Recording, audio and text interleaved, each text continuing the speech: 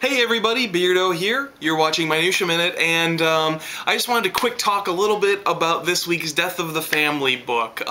This time around it was Detective Comics number 15, and generally I've been pretty disappointed with these Death of the Family tie-ins. They've been pretty sort of off-topic or off-character or something or other, and I wanted to share with you some of the thoughts I had with this one because I have had a little bit of a change of heart. I had kind of an epiphany when I was reading this particular issue.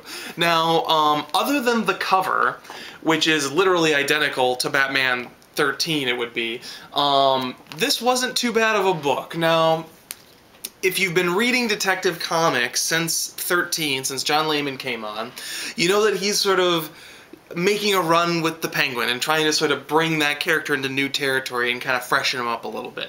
Now, this story is very much continuing that story, and this is where I kind of had an epiphany because, you know, most of the time when you have all these tie-ins, they are in some way related to the main story, or they, you know, in some way enhance the main story. All this really has for the Joker is really just one panel, and it's really just paying lip service to what Scott Snyder set up in issue 14, which is that the Penguin has been helping Joker do the things that he's been doing in one way or another. And that alone doesn't seem like it's enough to really justify a tie-in, because like I said, it's really just lip service. I think it is going to pay off a little bit more. However, the fact that the Penguin has decided to help the Joker is going to have major repercussions for that character, both from Batman and in a mystery new character that they've sort of officially introduced here in 15.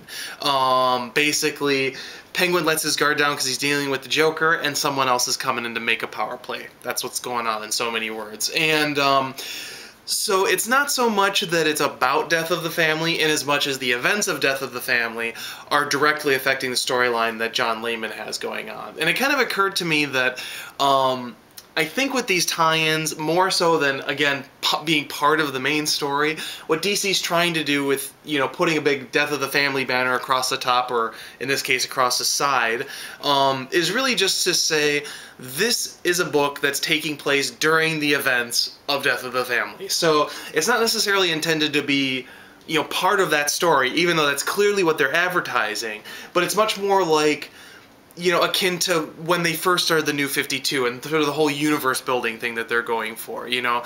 Logically, if you have something like Death of the Family, you know, that's going to affect what's going on in the other books. Even if it doesn't directly tie in with that main story, what is going on in this story is going to be affected, and vice versa. It's kind of like, you know, how in issue 1 of all of the New 52, Pandora appeared in every single issue because, again, this is all one new you. And I think that these tie-ins are really trying to keep with that mentality more than the traditional tie-in mentality. Now, verdict on the book.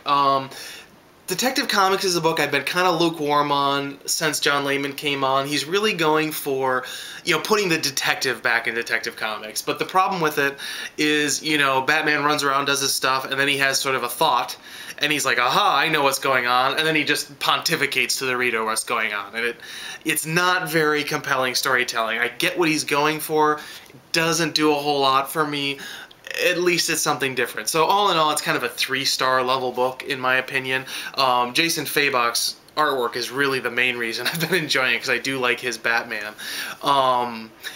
So for this issue, if you were reading it before and you're invested enough in that story, this is going to be worth picking up. If you're picking it up just because it's a Death of the Family tie-in, I'm going to go on a limb and say this probably isn't going to be worth your time. All in all, I enjoyed it. Not sure if it's for everybody. I do have to say, again, this cover, just the fact that they literally repeated the cover for Batman 13, and not just in concept, but literally the fact that Batman is the one under here, I find really just annoying. Especially since this is such a Penguin-heavy story, and Penguin is the one dealing with the character. It would have been really cool to have, you know, a giant, you know, cigar or something coming out of the, or a cigarette holder, you know, coming out of the side of Joker's face and having it be Penguin underneath here.